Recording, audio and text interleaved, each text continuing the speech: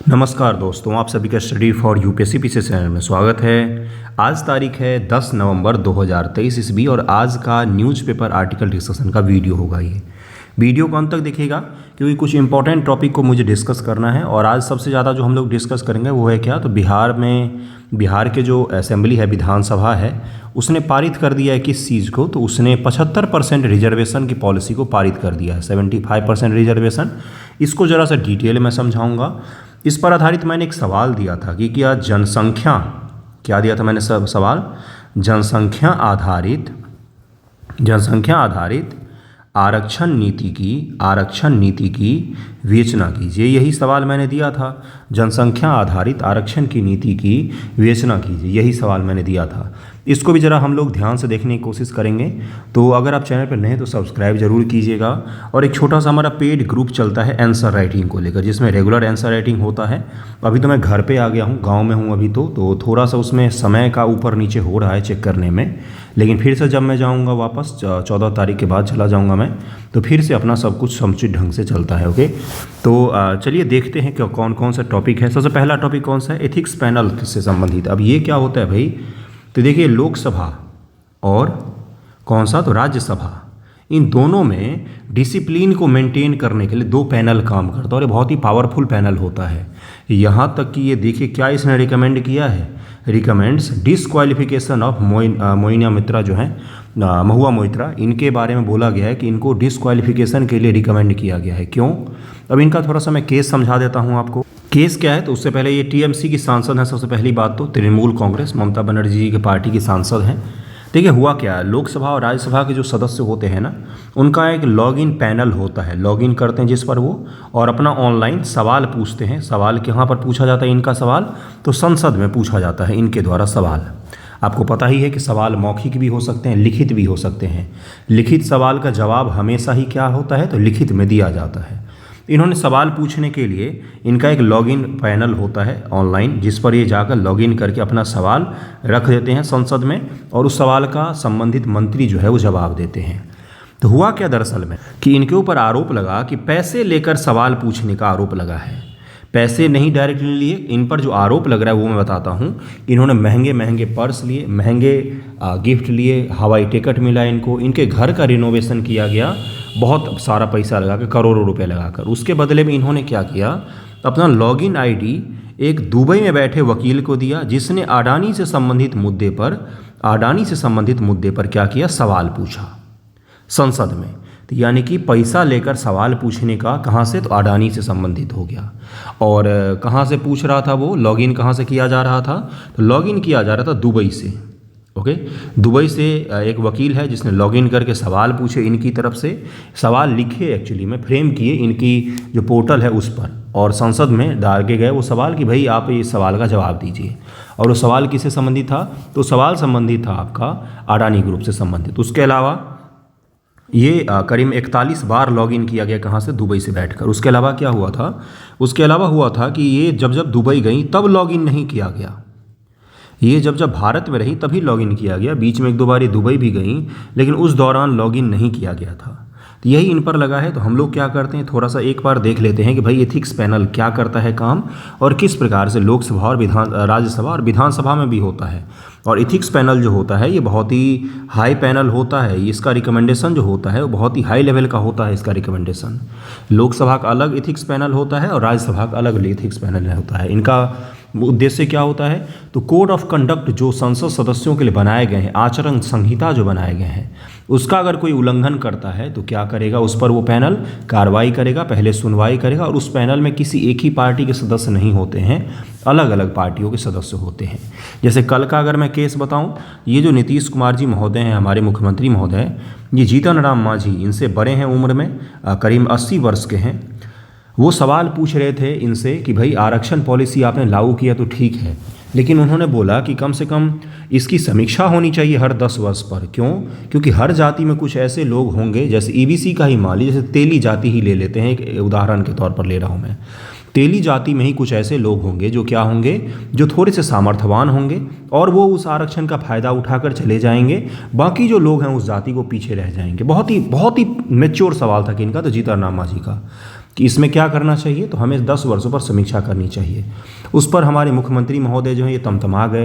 इन्होंने बोला कि मैं मूर्ख था जो जिसने तुम्हें तू शब्द यूज किया गया पूर्व मुख्यमंत्री के लिए कि तुम्हें मुख्यमंत्री बनाया, तुम तो हो ही नहीं इस लायक, तुम ये हो तुम वो हो, इस तरह की चीज़ें। तो ये भी किस में आएगा कि एक मुख्यमंत्री का आचार संहिता क्या होना चाहिए, कोड ऑफ कंडक्ट क्या होना चाहिए भाई, विधानसभा का आचार संहिता क्या होना चाहिए। आपने देखा भी होगा हाल फिलहाल में इस तरह के बयान खूब सारे आते हैं। लोकसभा की अगर बात करें तो मोइना मोइत्रा जी पर ठीक है, महुआ मोइत्रा जी पर केस हो रहा है, इन पर डिस्क्वालिफिकेशन का वो भी किया गया। लेकिन ये जो इथिक्स पैनल है, जब रमेश बिधूरी के द्वारा बीजेपी के सांसद के द्वारा मुस्लिम को वहाँ पर आतंकवादी कहा गया, मुस्लिम सांसद को उनको गाली दी गई, उनको क्या क्या नहीं कहा गया नए वाले संसद के उद्घाटन के दौरान, तो उसमें उनके ऊपर कोई कार्रवाई नहीं की गई इथिक्स पैनल के द्वारा। इथिक्स पैनल जो है ये कहीं न कहीं आपको राजनीति से भी प्रेरित दिखती है, ऐसा आरोप लगता है। तो दोनों पक्ष मैंने आपको समझाया है, एक पक्ष भी समझाया, विपक्ष भी समझाया, नीतीश कुमार जी का भी मैंने बताया आपको और जीतन राम मांझी जी का भी बताया है। जीतन राम मांझी कुछ नहीं बोले उस पर, वो चुप रहे, उन्होंने बहुत मैच्योर तरीके से बिहेव किया और बाहर आकर उन्होंने बयान जरूर दिया कि भाई आप एक तरफ तो दलितों के उत्थान की बात करते हो और जीतन राम मांझी जी जिस दलित समुदाय से आते मुसहर, वो सबसे पिछड़ा हुआ समुदाय है पूरे देश भर में, सबसे पिछड़ा हुआ समुदाय। जैसे बिहार में मुसहर हैं उसी प्रकार से दक्षिण भारत में आपको कुछ जातियां मिल जाएंगी, जिस पर जय भीम जो मूवी बनी थी उसमें उसी तरह की जाति को दिखाया गया था। ये क्या होते हैं, तो इस तरह के पिछड़े समाज से आते, उनके लिए आपने इस तरह से बिहेव किया है। तो ये पूरा मैंने आपको 2 विधानसभा का भी एक समझाया है और एक लोकसभा का भी समझाया है, पक्ष भी समझाया विपक्ष भी समझाया। अब थोड़ा सा इथिक्स पैनल कैसे काम करता है उसको ज़रा सा देख लेते हैं, कितने सदस्य होते हैं, कैसे क्या होता है। ओके, देखिए यहाँ पर क्या लिखा हुआ है कि लोकसभा का आचार समिति के बारे में लोकसभा के नियमावली में दिया गया है। इसके अनुसार लोकसभा में एक आचार समिति होंगी जिसके 15 सदस्य होंगे। जैसे आडवाणी जी जो थे ना, आडवाणी जी भी लोकसभा के आचार समिति का थे अध्यक्ष पिछले वाले गवर्नमेंट में, पिछले से जो 2014 वाला गवर्नमेंट था उसमें। इनका कार्यकाल 1 वर्ष का होगा। कितने वर्ष का होता है बंधुओं, तो 1 वर्ष का होता है। आचार समिति के सदस्यों की नियुक्ति लोकसभा का अध्यक्ष द्वारा की जाती है। सबसे पहला पॉइंट क्या पूछेगा कि कितने वर्ष का कार्यकाल होता है, 1 वर्ष का।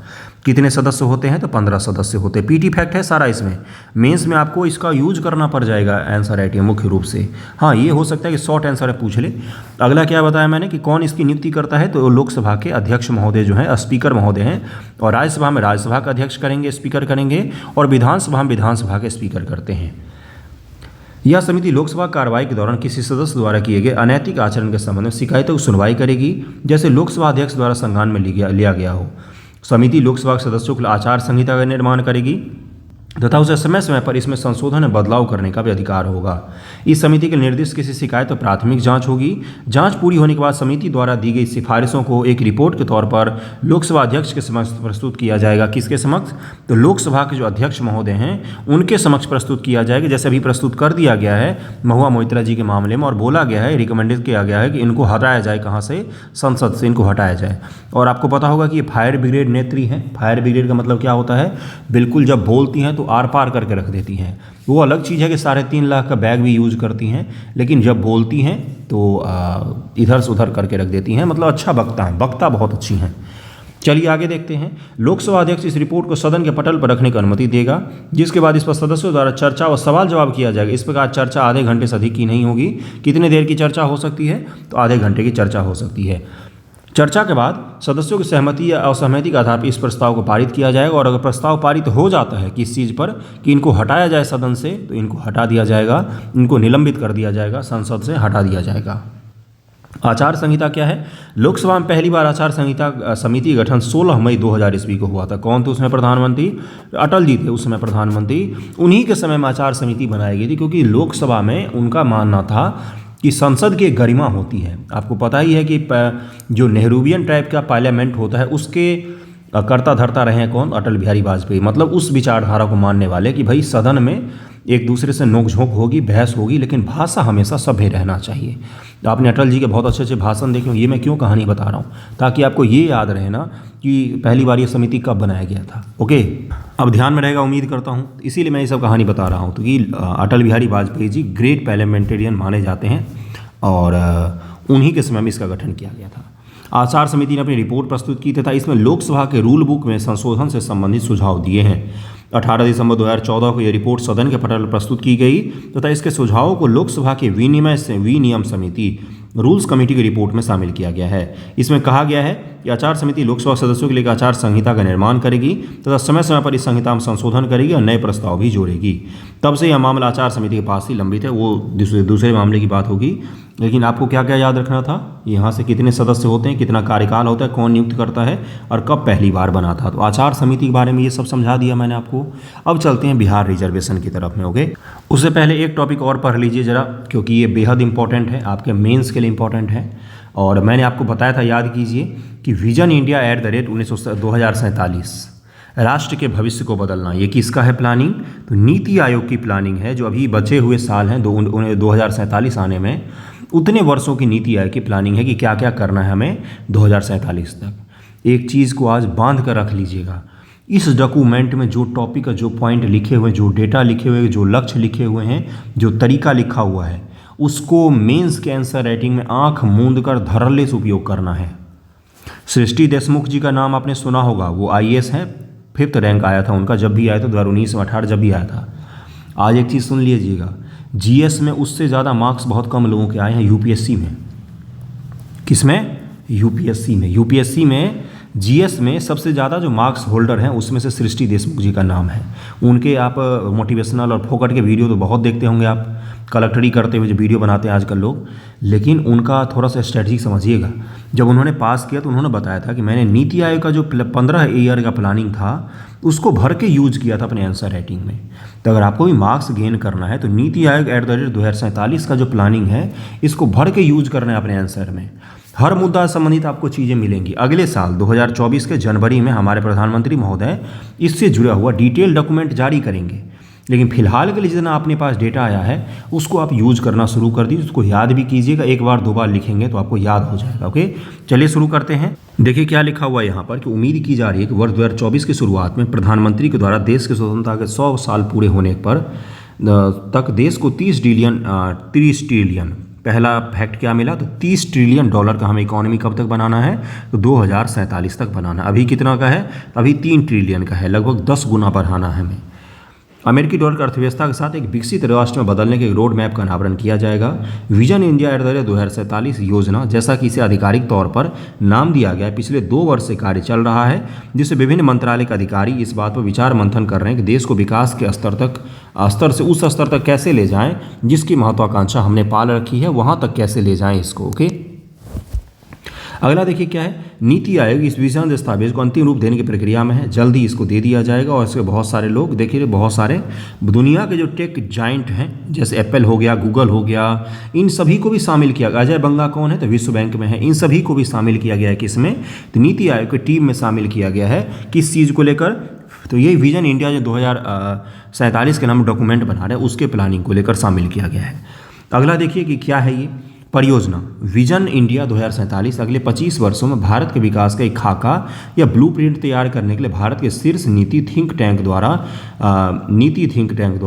शुरू की गई एक परियोजना है। यह परियोजना क्या करेगी, तो देखिए नीति आयोग क्या है, तो एक थिंक टैंक है। थिंक टैंक का मतलब क्या होता है, जो सोच विचार मंथन करती, पॉलिसी को फ्रेम करने में दिशा और उद्देश्य को क्लियर करके बताती कि हमें इस चीज़ को अचीव करना है, ये रहा पैसा, ये रहा मंत्रालय, ये रहे अधिकारी, अब काम पे लग जाओ।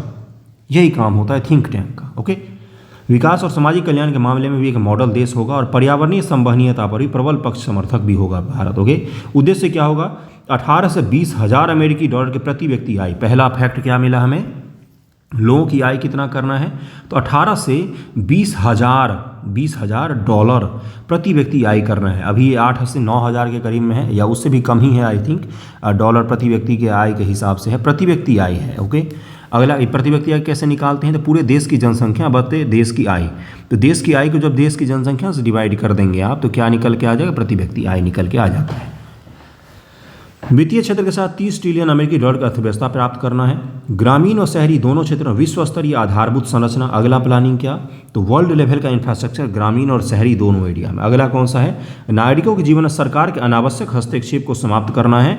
डिजिटल अर्थव्यवस्था और शासन को बढ़ावा देना है, यानी कि ज़्यादा गवर्नेंट नहीं होना चाहिए आपके इस गिर्द में, ज़्यादा पुलिस और ये सब चीज़ें नहीं होनी चाहिए, गवर्नेंस ज़्यादा होनी चाहिए, गवर्नमेंट नहीं ज़्यादा होना चाहिए, सरकारें कम होनी चाहिए, यानी कि सरकारों की शक्तियाँ कम होनी चाहिए। जनता की शक्तियाँ ज़्यादा होनी चाहिए।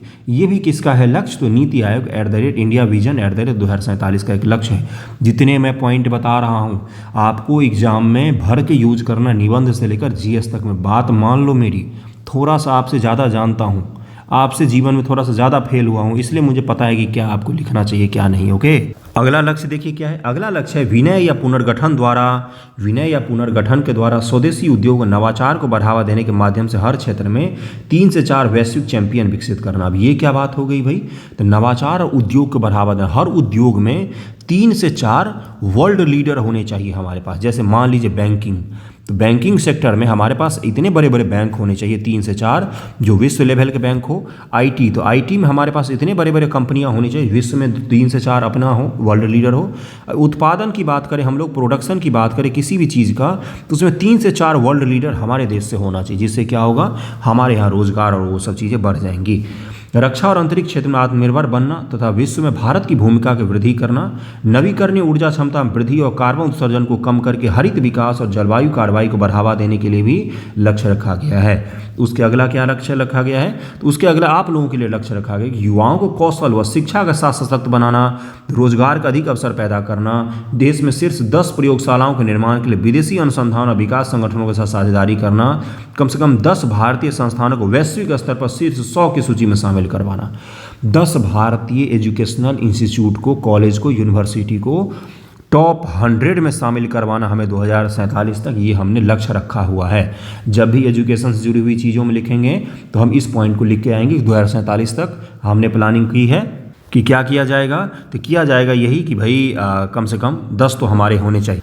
अगला पॉइंट देखिए क्या लिखा हुआ है कि भारतीय अर्थव्यवस्था की वर्तमान स्थिति और भविष्य की संभावनाएं। वर्तमान स्थिति क्या है? तो आकलन किया गया कि भारत वर्तमान में नॉमिनल टर्म्स में विश्व की 5वीं जबकि क्रय शक्ति क्षमता में विश्व की 3री सबसे बड़ी अर्थव्यवस्था है। परचेजिंग पावर पैरिटी के आधार पर दुनिया की 3री सबसे बड़ी अर्थव्यवस्था है और नॉर्मली अगर देखें तो दुनिया की 5वीं सबसे बड़ी अर्थव्यवस्था है। भविष्य की संभावना क्या है? तो भविष्य की संभावना ये है कि विभिन्न आंकड़ों के अनुसार 2030 तक भारत की जीडीपी जापान और जर्मनी को पीछे छोड़ देगी। तो अभी जापान तीसरे नंबर पर है, यानी कि 2030 तक दुनिया की तीसरी बड़ी इकॉनमी कौन सी होगी? तो अपने भारत की होगी। इंडिया की इकॉनमी सबसे बड़ी होगी, तीसरी सबसे बड़ी होगी। पहले स्थान पर किसका है? तो पहले स्थान पर यूएसए का नाम है, दूसरे स्थान पर चीन का नाम है, तीसरे स्थान पर भी जापान है। कुछ दिनों बाद, कुछ साल के बाद हम होंगे। ओके, बहुत सारे दुनिया भर के रेटिंग एजेंसी हैं जो इस चीज़ को पहले से ही कह रहे हैं। अमेरिकी डॉलर से बढ़कर 2030 तक 7.3 ट्रिलियन डॉलर की इकॉनमी हमारी 2030 तक हो जाएगी। बहुत बड़े बड़े क्षेत्र कह रहे हैं। भारत एशिया प्रशांत क्षेत्र में दूसरी सबसे बड़ी अर्थव्यवस्था बन जाएगा, अभी चीन है पहला। 2047 में भारत के निर्यात का मूल्य, अब ये पॉइंट नोट कीजिएगा, एक्सपोर्ट हमें कहाँ पर लेना है? 1.67 ट्रिलियन अमेरिकी डॉलर का होगा, जबकि इसका आयात का मूल्य 12.12 ट्रिलियन अमेरिकी डॉलर होगा। 12.12 ट्रिलियन अमेरिकी डॉलर का हमारा आयात और निर्यात का रखा है हमने लक्ष्य। भारत की औसत जीवन प्रत्याशा 67.2 वर्ष 2021 से बढ़कर 71.8 वर्ष हो जाएगी और इसकी साक्षरता 77.8% बढ़कर 89.8% हो जाएगी। यानी कि लोग अधिक दिनों तक जीवेंगे, पृथ्वी पर भी अधिक दिनों तक रहेंगे। 71 वर्ष एवरेज आयु हो जाएगी भारतीयों की। और क्या हो जाएगा? साक्षरता जो अभी 77.5 से 79% के आसपास में, 78% के आसपास में है, वो कहाँ पर पहुँच जाएगा बंधु? तो 89% के आसपास से पहुँच जाएगा। 89.8 यानी कि 90% हमारी लिटरेसी रेट हो जाएगी। ये भी आपको पता चल गया। वे कौन कौन से कारक हैं जो भारत के आर्थिक वृद्धि में योगदान दे सकते हैं? तो पहला है जनसांख्यिकी लाभांश। इस पीडीएफ को मैंने सही से नहीं बनाया, आई नो, मैं जानता हूँ इसको नहीं बनाया, घर पे हूँ, समय नहीं मिलता है, इंटरनेट नहीं रहता है, 4 दिन के लिए छुट्टी में आता हूँ, तो इसलिए कैसे भी करके बस मैं चाह रहा हूँ कि कंटेंट आपको अच्छा दे दूँ, है ना। पीडीएफ मैं जब वापस जाऊँगा, 15 को पहुँच जाऊँगा दिल्ली वापस, तब फिर से आपको हर चीज़ दे दूँगा। लेकिन अभी के लिए केवल कंटेंट देखिए और सोचने की समझने की क्षमता को बढ़ाइए थोड़ा सा। ओके, सबसे पहला है हमारे पास कि भाई डेमोग्राफिक डिविडेंड हमारे पास बहुत बढ़िया जनसांख्यिकी लाभांश है। मध्यम वर्ग का विकास हो रहा है बहुत तेज़ी से। मध्यम वर्ग ही हमारी इकोनॉमी की जान है। अमीर लोग 1% है देश के, गरीब लोग भी कम है, लगभग 22 से 23% के आसपास में है। बाकी बिचला जो है पूरा ये मध्यम वर्ग है। अब मध्यम वर्ग दुनिया में हर क्रांति मध्यम वर्ग ही शुरू करता है, हर इकोनॉमी का कायाकल्प मध्यम वर्ग ही करता है, परचेजिंग मध्यम वर्ग ही करता है। अभी जो आज कौन सा दिन है? तो आज ही है तुम्हारा धनतेरस वगैरह। देखिए बाजार जाकर मध्यम वर्ग जो पैसे आज खर्चा करता है उतना तो अमीर लोग भी नहीं खर्चा करते हैं, वो तो कमाते हैं आज के दिन, हम खर्चा करते हैं। तो क्या हो रहा है ये? तो मध्यम वर्ग की शक्ति हमारे पास और भी ज़्यादा हो जाएगा। डिजिटल अर्थव्यवस्था हो जाएगा हमारा। डिजिटल अर्थव्यवस्था देखिए यहाँ पर लिखा हुआ है।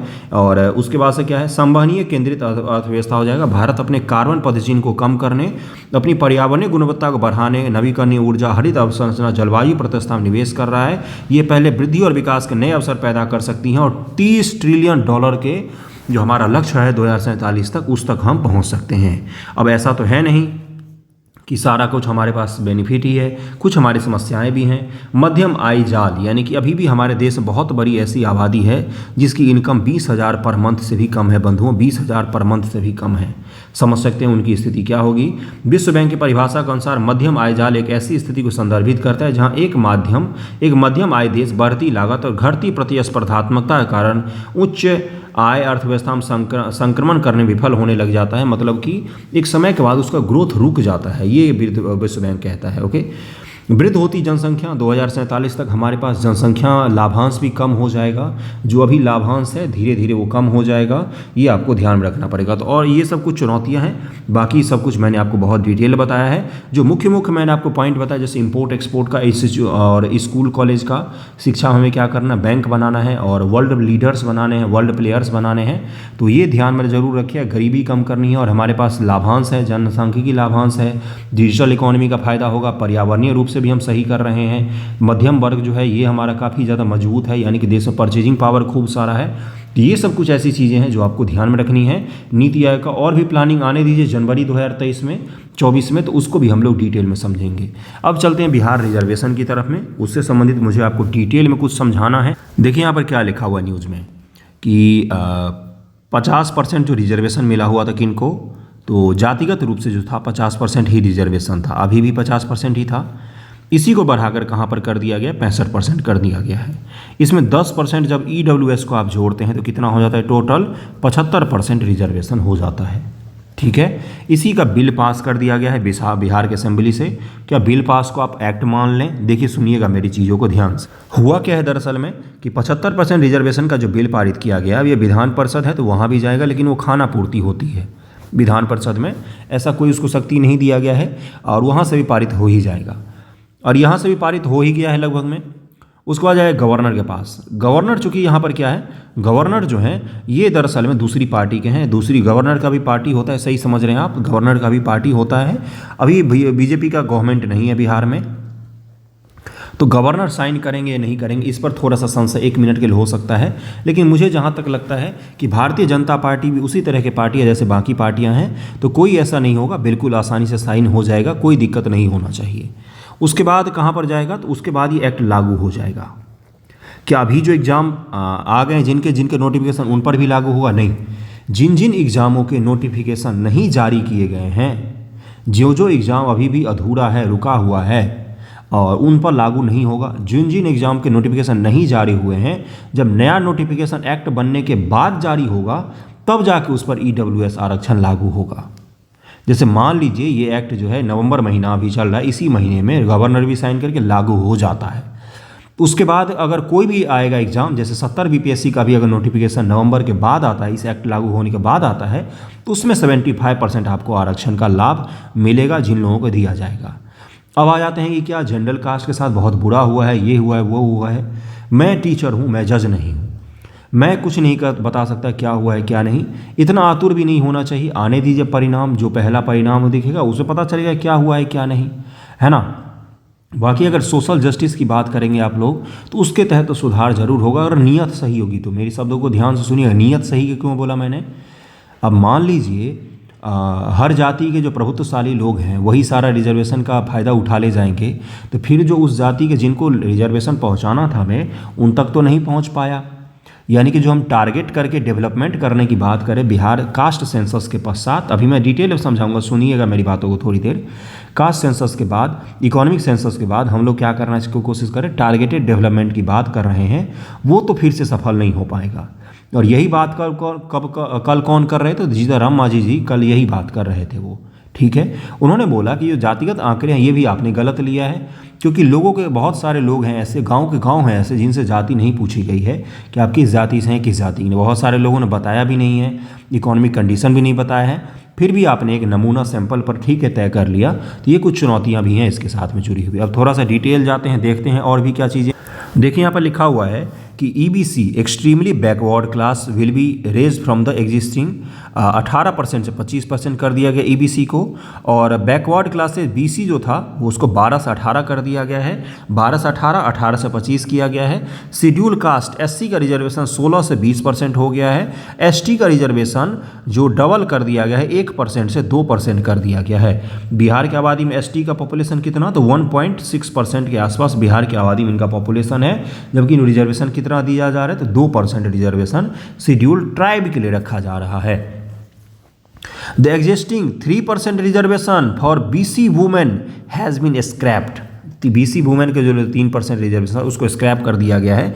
उसके बाद इस सबको टोटल जब जोड़ेंगे तो 65% हो जाता है। कितना हो जाता है बंधुओं, तो 65% हो जाता है। अब इसमें 10% ईडब्ल्यूएस का जब आप जोड़ देंगे तो कितना हो जाएगा, 75% रिजर्वेशन हो जाएगा। अब मेरी बातों को ज़रा ध्यान से सुनिएगा। मैंने एक सवाल दिया था, सवाल क्या दिया था, सवाल मैंने दिया था वो दिखा देता हूँ, उसके बाद इसके जवाब को भी हम लोग देखते हैं। ये है वो सवाल जिसमें मैंने पूछा था कि जनसंख्या के अनुरूप आरक्षण की नीति की विवेचना करना था।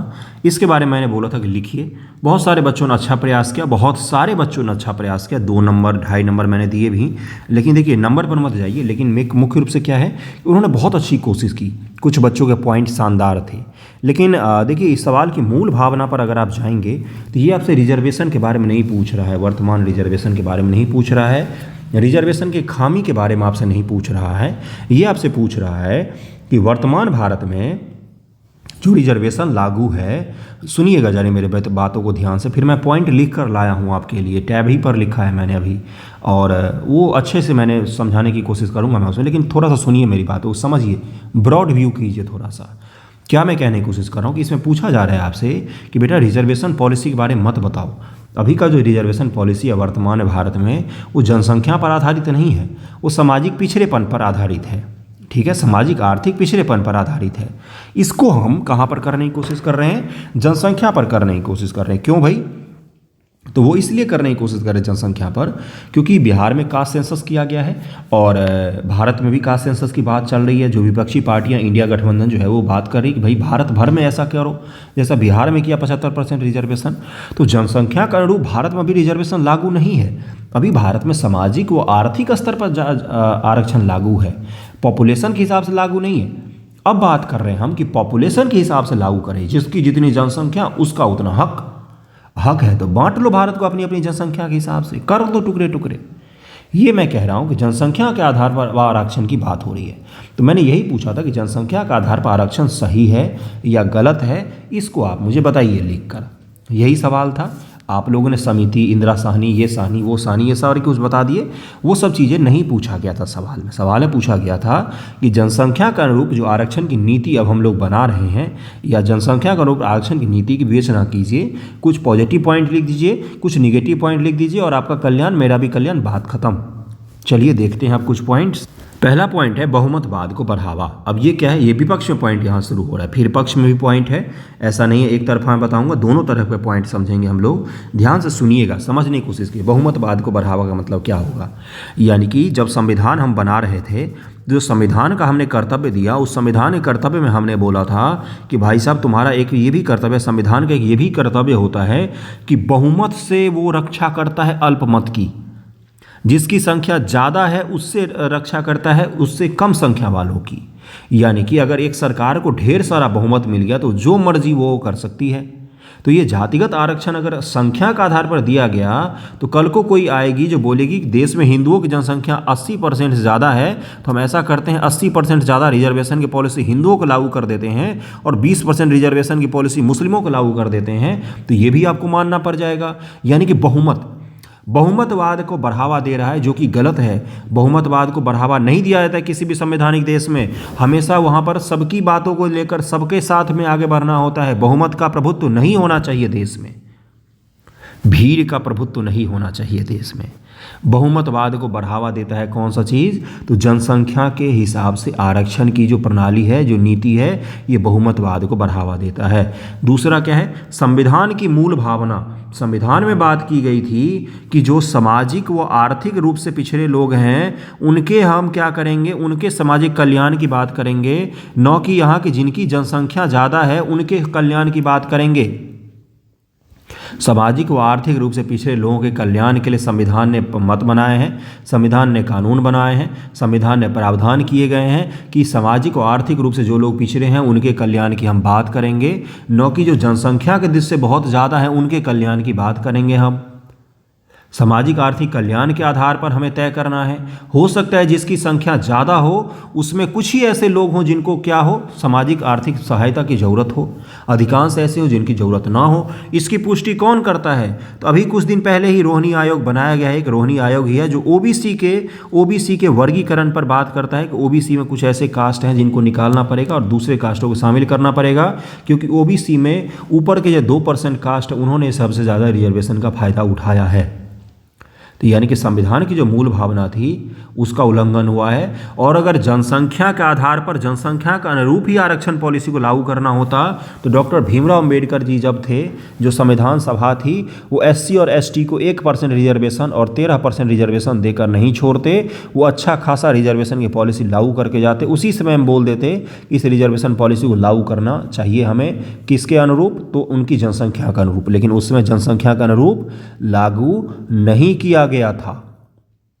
यानी कि जो संविधान की मूल भावना थी उसके साथ उल्लंघन होगा। क्या? तो जनसंख्या के आधार पर आरक्षण की प्रणाली। अगला क्या है? अगला पॉइंट होगा जनसंख्या को बढ़ाने की कोशिश करेगा। अब जिनकी जनसंख्या मान लीजिए 2% है, एसटी आबादी, तो क्या बोलेंगे भाई कि अपना अपना आबादी बढ़ाओ, ज़्यादा से ज़्यादा बच्चे पैदा करो। इससे क्या होगा? कल को हमारी जनसंख्या 4% अगर हमने कर ली तो हमें 4% हक मिलेगा। यानी कि जनसंख्या का अनुरूप अगर आप हक देंगे, इससे क्या होगा? कहीं ना कहीं पॉपुलेशन बढ़ाने के लिए फैक्टर ग्रुप में काम करेगा ये, कि अपनी आबादी बढ़ाओ। अब वैसे समय में जब हम आबादी कम करने की बात कर रहे हैं, वैसे समय में क्या होगा? आबादी बढ़ाने की बात हमारे पास आ जाएगी। अलग अलग कास्ट जो हैं, जो पिछड़ जाएंगे जनसंख्या के कारण से, वो अपनी आबादी बढ़ाने की कोशिश करेंगे। ये चीज़ ध्यान में रहेगा आपको। अगला क्या? अल्पसंख्यकों के साथ अन्याय। अब मुस्लिम जो हैं अल्पसंख्यक, वो क्या है? एजुकेशन के मामले में सबसे पिछड़े लोग हैं। सबसे पिछड़ा है कौन सा धार्मिक समुदाय? तो वो मुस्लिम है। इनका कोई नहीं सुनेगा। ये भी सामाजिक आर्थिक आधार पर पिछड़े हुए हैं। आपको पता है कि मात्र 38% ग्रामीण आबादी में रहने वाले मुस्लिम ही शिक्षित हैं बिहार में। ओनली 38% ग्रामीण आबादी में रहने वाले मुस्लिम ही शिक्षित हैं। और जो जनरल कास्ट है उनके तुलना में बहुत कम है, ये हिंदुओं की तुलना में बहुत कम है। ये इनको सामाजिक आर्थिक उद्देश्य की पूर्ति कब होगी? क्या ये सारे के सारे सशक्त हैं? क्या इनके साथ समाज में भेदभाव नहीं होता है? इनकी जनसंख्या क्या नहीं है? भारत में 20 करोड़ जनसंख्या इनकी, क्या इनको इनका हक मिला? नहीं मिला। तो जनसंख्या के अनुरूप आरक्षण में ये जो समुदाय है, बड़े बड़े समुदाय, मुस्लिम समुदाय, ये हाशिए पर चले जाएंगे। इनका हक छीन जाएगा धीरे धीरे। इनको आप मिला दे रहे हो जनरल के साथ में। कुछ राज्यों में मुस्लिम आरक्षण की प्रावधान की है, लेकिन इनको आप मिला दे रहे हो जनरल के साथ में। जिन बेचारों को खाने के लिए सही से खाना तक नहीं मिलता, एजुकेशन के नाम पर उनके पास कुछ नहीं है, 3-3 पीढ़ी से पंचर लगा रहे गरीब मुस्लिम लोग, उनको तो आपने नहीं देखा। तो अल्पसंख्यक जो समुदाय है उसको भी कहीं ना कहीं इग्नोर करता है। जनसंख्या पर आधारित जो पॉपुलेशन, जनसंख्या पर आधारित जो रिजर्वेशन की हम लोग बात करते हैं, वो कहीं ना कहीं इनको सबसे ज़्यादा क्या करता है? प्रताड़ित करता है। अगला क्या है? सामाजिक विभाजन को बढ़ावा देगा। सामाजिक रूप से विभाजन होगा। जो जातिगत रूप से बनते थे बड़े बड़े, आपने सुना होगा हिंसा की घटनाएं होती थी, वो बढ़ेंगी, इससे कम नहीं होगा। जब लोगों को दिखेगा कि जिसकी संख्या ज़्यादा है वही क्या कर रहा है? अपना मन मर्जी चला रहा है, तो जिसकी संख्या कम है वो निश्चित तौर पर प्रतिक्रिया देगा। और इससे क्या होगा? कहीं ना कहीं सामाजिक भेद क्रिएट होगा। ये बहुत सारे बच्चों ने ये पॉइंट लिखा भी था, जो कि अच्छा पॉइंट था, उसमें कोई हर्ज नहीं था। अगला क्या? आरक्षण की मूल भावना सामाजिक आर्थिक स्थिति से संबंधित है। आप यहाँ पर किस में ला रहे हो? संख्या की स्थिति में ला रहे हो। जबकि समाज की आरक्षण की मूल भावना एससी एसटी के लिए इसलिए लागू किया गया था क्योंकि उनको सामाजिक स्तर पर हीन समझा जाता था। ओबीसी के जो लोग हैं मैक्सिमम स्तर पर, उनको सामाजिक कोई भी भेदभाव का सामना नहीं करना पड़ता। ईबीसी में थोड़ा बहुत होता भी है, जिनको ईबीसी रखा गया बिहार में, ओबीसी समुदाय के साथ कोई सामाजिक भेदभाव की घटनाएं नहीं देखी जाती हैं। देखी जाती है मूल रूप से एससी के साथ, एसटी के साथ, ईबीसी में कुछ जातियां जिनके साथ देखी जाती हैं। ओबीसी समुदाय में जो समुदाय आते हैं उनके साथ कोई सामाजिक जातिगत भेदभाव नहीं होती है। भारत में कोई छुआछूत की भावना नहीं होती है। इसीलिए जब संविधान निर्माता डॉक्टर अंबेडकर थे, उन्होंने ओबीसी समुदाय के आरक्षण की बात नहीं की थी, उन्होंने केवल और केवल एससी और एसटी के आरक्षण की बात की थी। मंडल कमीशन जब लाया गया था तो उसमें ओबीसी आरक्षण की बात की गई थी। तो ये चीज़ आप ध्यान में रखेंगे कि डॉक्टर अंबेडकर क्या चाहते थे और अब आरक्षण का स्वरूप कैसा हो रहा है। पॉइंट समझ में आ रहा है आपको? पॉइंट पर ही समझिएगा, बाकी इधर उधर की बातें पर नहीं जाना है। मास्टर कोई आपका दुश्मन नहीं है, मास्टर बस आपको अच्छे से पढ़ाना चाहता है। अगला क्या है? अक्षमता को बढ़ावा। ये भी पॉइंट बहुत सारे लोगों ने लिखा था। अक्षमता को कहीं ना कहीं बढ़ावा मिलेगा। किस हद तक बढ़ावा मिलेगा? देखिए 27% आरक्षण जब लागू था ओबीसी में या एससी एसटी में लागू था तब तक ठीक था। उसके बाद से जब हद से ज़्यादा ये चीज़ें हो जाएंगी, आप मुझे बताइए, जब आरक्षित श्रेणी से, मैं ऐसा नहीं कह रहा हूँ कि आरक्षण के कारण सब लोग जो भी आते हैं वो कमज़ोर ही होते हैं, नहीं, बहुत अच्छे स्टूडेंट भी होते हैं, नहीं, मेरा वो भावना नहीं है। मैं जो समझाना चाह रहा हूँ वो समझिएगा। जैसे मान लीजिए 30 नंबर पर 20 नंबर पर कोई आदमी पास करके अभी टीचर बनेगा, गांव घर में या कहीं पर भी स्कूल में। कमज़ोर जो सरकारी स्कूल में टीचर बनेंगे, तो जो मुझे बताइए सरकारी स्कूल में मैक्सिमम बच्चे किनके पढ़ते हैं? यही सामाजिक आर्थिक रूप से कमज़ोर वर्ग के बच्चे पढ़ते हैं। उनके बच्चों का अच्छी एजुकेशन नहीं मिल पाएगा क्या? नहीं मिल पाएगा। क्यों? क्योंकि टीचर में क्वालिटी नहीं थी अच्छी। 30 नंबर 20 नंबर एग्जाम पास करके आ गए थे, उनको पता ही नहीं क्या है क्या नहीं। मैं टीचरों को ख़राब नहीं कह रहा हूँ, मेरे पिता खुद टीचर हैं, तो मैं समझता हूँ कौन से अच्छे होते कौन से बुरे। मैं एक बस पॉइंट आपको समझाना चाह रहा हूँ। इससे भी अंततः जो एजुकेशन की क्वालिटी मान लीजिए कल को ख़राब हो जाती, किसी स्कूल में अच्छे शिक्षक नहीं पहुँच पाते हैं, किसी स्कूल में अच्छे कहीं अस्पताल में अच्छे डॉक्टर नहीं पहुँच पाते सरकारी में, उसका दुष्चक्र का किस पर प्रभाव पड़ता है? तो इन्हीं गरीब तबकों पर पड़ता है, जिनके बच्चे वहाँ पर पढ़ने जाते हैं, जिनके माँ बाप वहाँ पर इलाज करवाने जाते हैं। तो ये भी एक पॉइंट आप लिख सकते थे। सरकारी अक्षमता को छुपाने की कोशिश। आरक्षण की प्रणाली जब लागू की गई थी तो उसमें यह भी तय किया गया था कि भाई आने वाले वर्षों में हम इसकी समीक्षा करते रहेंगे और इसको कम और ज़्यादा करते रहेंगे। कम करने की कोशिश इसलिए कही गई थी, बात ये भी बोला गया था कि परमानेंट है, ऐसा नहीं था कि 10 वर्ष के बाद इसको ख़त्म कर देना था, ऐसा नहीं है। ये बात कही गई थी बहस में कि इसको आने वाले वर्षों में हम बार बार निरीक्षण करते रहेंगे कि भाई इसको बढ़ाना चाहिए या क्या करना चाहिए। और सरकारों के से उम्मीद की जाती है कि धीरे धीरे करके आप आरक्षण को कम करेंगे। क्यों? क्योंकि आपने सामाजिक और आर्थिक स्तर पर लोगों को ऊपर उठाया है, तभी तो आप आरक्षण को कम करेंगे। और अगर आपने सामाजिक आर्थिक स्तर पर लोगों को ऊपर नहीं उठाया है, यानी कि पिछले 30 सालों में भारतीय जनता पार्टी, नीतीश कुमार जी और आरजेडी ने बिहार में कोई काम ही नहीं किया है। समझ में आ रहा है जो मैं समझा रहा हूं? अगर आपने सही से काम किया होता तो ये बहुत सारे कास्ट के ऐसे पॉपुलेशन जो आज ऊपर उठ गए रहते और आपको आरक्षण बढ़ाने की जगह कम करना पड़ जाता। या तो ओबीसी में से कुछ जातियों को हटा सकते थे आप और उनकी जगह पर क्या कर सकते थे, ईबीसी के या और भी कुछ जातियों को शामिल करके उनको रिजर्वेशन दे सकते थे आप। इससे क्या होता, उनको थोड़ा सा बेनिफिट मिल जाता। दरअसल प्रोसेस तो यही था, लेकिन आपने अपनी अक्षमता को छुपाई और लोगों को बरगलाकर आपने 75% रिजर्वेशन कर दिया, लेकिन 10% ईडब्ल्यूएस भी शामिल है। अब आगे बढ़ते हैं पक्ष में पॉइंट की। क्यों नहीं लागू होना चाहिए? भाई लागू होना चाहिए ये पॉइंट। जनसंख्या से सामाजिक आर्थिक स्थिति ठीक नहीं हो जाती। किसी की जनसंख्या मान लीजिए अगर 65% ही है, लेकिन सरकारी नौकरी में उसका 5% भी हिस्सा नहीं है, ऊंचे पदों पर उसका 0.5% हिस्सा है, गवर्नमेंट जॉब में तो 5% से भी कम है, राजनीतिक रूप से पॉलिसी बनाने में उसका 1% से भी कम योगदान है, आर्थिक स्थिति भी उसकी ठीक नहीं है, तो उस संख्या का हम क्या करें? घोड़ के पिए हम? वो संख्या किसी काबिल नहीं है अगर वो सामाजिक व आर्थिक स्तर पर, राजनीतिक स्तर पर सशक्त नहीं है तो। इसलिए संख्या के अनुरूप उनको क्या मिलना चाहिए? संख्या को इग्नोर करके यहाँ पर बस ये देखना चाहिए कि भाई अधिक लोग हैं जो पिछड़े हुए हैं, उनको हमें आगे बढ़ाने के लिए अधिक प्रयास करना पड़ेगा। बस हमें ये देखना पड़ेगा, इसी भावना से हमें काम करना पड़ेगा। समझ पा रहे जो मैं समझाने की कोशिश कर रहा हूँ? यानी कि हम जनसंख्या क्यों देख रहे हैं, हमें तो ये केवल देखना चाहिए कि हमारे देश में अभी भी बहुत सारे ऐसे लोग हैं जो पिछड़े हुए हैं।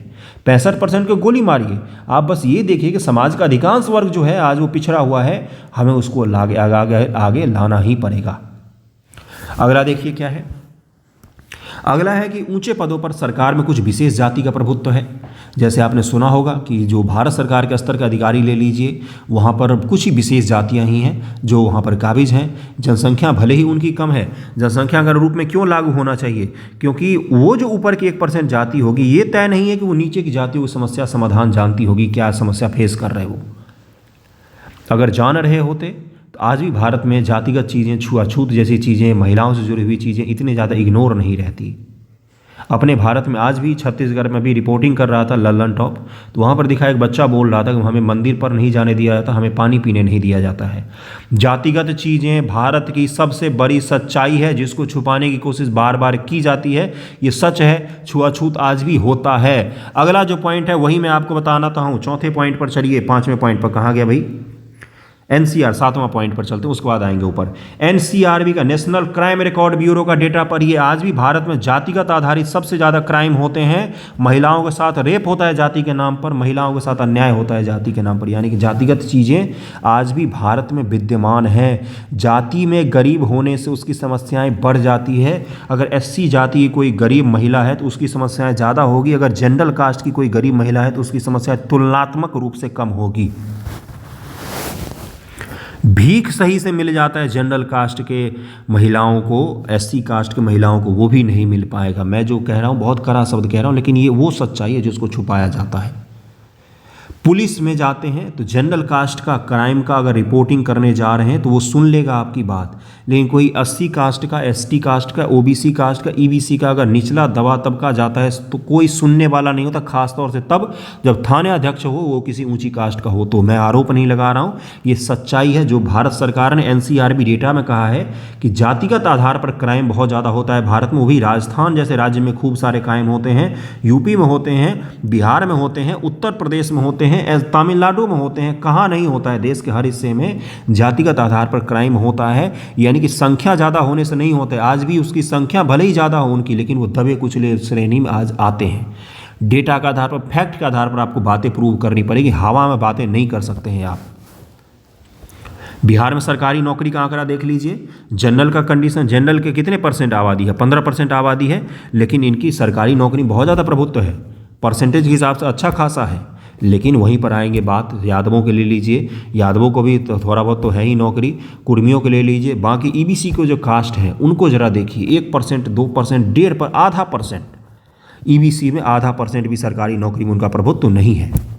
यानी कि उनको चाहिए कि भाई कोई पुश फैक्टर उनके लिए काम करे, उच्च शिक्षा हासिल करने में। अगला पॉइंट पर आ जाते हैं, ये मैं अपना अपना अनुभव से बता रहा हूँ।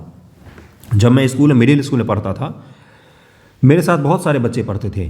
जब मैं हाई स्कूल गया, सबसे पहले ड्रॉप आउट करने वाले में वो कास्ट के लोग थे जो निचली तबके में आते हैं, पासवान हो गए, यादव हो गए, और बहुत सारे लोगों के स्कूल छूट गए।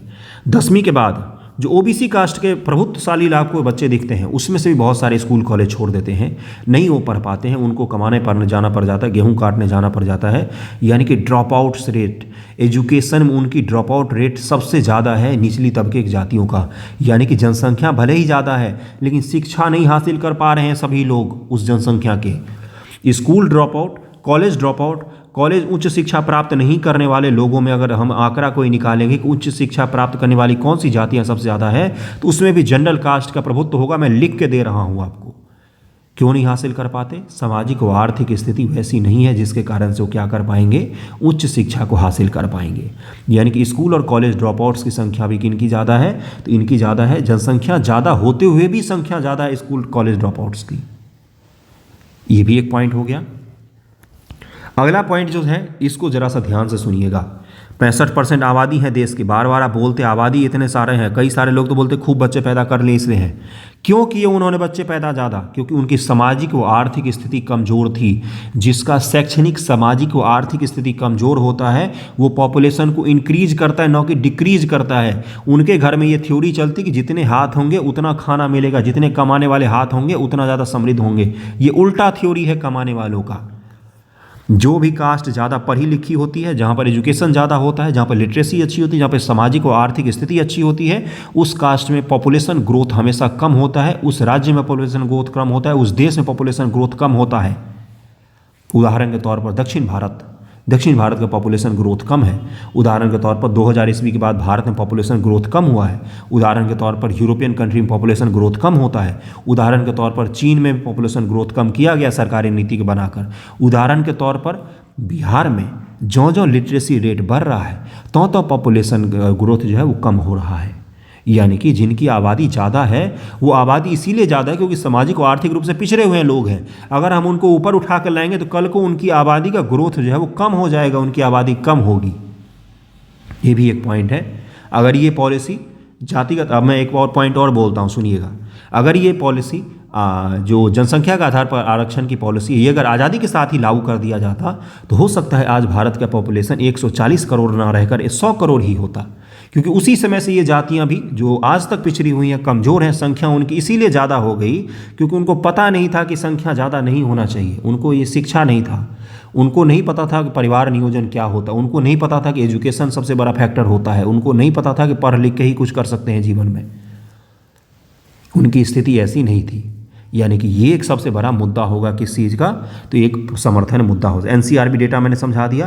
तार्किक विभेद की अनुमति संविधान भी देता है। संविधान ये नहीं कहता कि जनसंख्या ज़्यादा है तो मत विभेद करो, संविधान कहता है तार्किक विभेद करो, तर्क पर आधारित विभेद करो। अगर कहीं पर किसी को ज़रूरत है तो नो मैटर वो 100 लोग हैं कि 50 लोग हैं, अगर उनको ज़रूरत है तो उनको मिलना चाहिए, सोशल जस्टिस पूरा होना चाहिए। सामाजिक न्याय की बात करता है कौन, तो हमारा संविधान बात करता है। डीपीएसपी की स्थापना होगी, सामाजिक आर्थिक लोकतंत्र की स्थापना होगी। जो देश में बहुमत वाला है, बहुमतवाद मैंने ऊपर पॉइंट बताया कि बहुमतवाद का उल्लंघन है। अब यहाँ पर सुनिए, देश में अगर बहुमत ही कमज़ोर है, जो बहुमत दे रहा है, जो सरकार में सबसे ज़्यादा पार्टिसिपेंट जिसका होना चाहिए, अगर उसी का भागीदारी नहीं, हिस्सेदारी नहीं है, तो ये कहीं ना कहीं डीपीएसपी को कमज़ोर करने की बात करता है।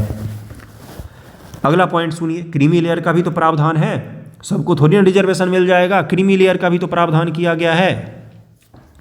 ईडब्ल्यूएस आरक्षण भी तो दिया गया है, ये सबसे बड़ा मुद्दा होना चाहिए। जनरल कास्ट का कितना है बिहार में परसेंटेज, 15% है। इसमें से ईडब्ल्यूएस कितने होंगे, मुश्किल से 7 से 8%, चलिए आधा आधी ले लेते हैं, 7.5% मान लीजिए ईडब्ल्यूएस है, तो 7.5% जो देश की जो बिहार की पॉपुलेशन में है उनको 10% सीट दिया गया है। ये तो जनसंख्या से ज़्यादा दिया गया है, इस पर कोई बात क्यों नहीं कर रहा। अब आपको समझ में आ गया पॉजिटिव और निगेटिव पॉइंट। जब जनसंख्या का अनुरूप आरक्षण पूछा है किस प्रकार से लिखना होता है, बाकी इंदिरा साहनी और ये मुद्दा वो मुद्दा सब लगा कर लिख सकते हैं। मुख्य रूप से आपको क्या पकड़ना होता है, आत्मा पकड़नी होती है सवाल की। मैंने पॉजिटिव और निगेटिव पॉइंट्स आपको समझाए हैं। पॉपुलेशन के आधार पर दूसरे धर्म के लोग भी आरक्षण की मांग कर सकते हैं, इसको आप निगेटिव पॉइंट में जरूर जोड़िएगा। कल को हो सकता है मुस्लिम समुदाय बोले कि 20 करोड़ हमारी आबादी है, लेकिन देश के एडमिनिस्ट्रेशन में हमारी हिस्सेदारी कितनी है, देश के सरकारी जॉब में मुसलमानों की हिस्सेदारी कम है, देश के एडमिनिस्ट्रेशन मुसलमानों की हिस्सेदारी कम है, देश के बड़े प्रभुत्व वाले जो नौकरियां उनमें हिस्सेदारी कम है, हमें भी आरक्षण दो। 20 करोड़ लोग हैं ना, हम 20% है देश की आबादी के, मान लीजिए चलो 13% ही है, 13% आरक्षण दो, बांटो। आप कितना बांटोगे, तो ये आप निगेटिव पॉइंट में लिख सकते हैं। पॉपुलेशन के आधार पर सामाजिक न्याय, 15% ईडब्ल्यूएस आरक्षण, ये भी मैंने बता ही दिया, ये भी पॉइंट आपको। तो मैंने पूरी कोशिश की है कि जो आपको जातिगत आरक्षण जो है, जो जनसंख्या पर आधार पर दिया जाए, उसके पॉजिटिव और निगेटिव पॉइंट समझा सकूं। कहीं पर कोई त्रुटि हुई हो, मेरी बातों का बुरा माना हो, तो आप इसको समझिएगा कि मैं पढ़ाने के फ्लो में ही कुछ बोल गया हूँ गलत। वैसे मैं गलत नहीं बोलता हूँ, मैं बहुत सोच समझ कर बोलता हूँ जब भी बोलता हूँ। तो ओके, कैसा लगा है वीडियो ज़रूर बताइएगा। थैंक यू सो मच आप सभी का वीडियो देखने के लिए।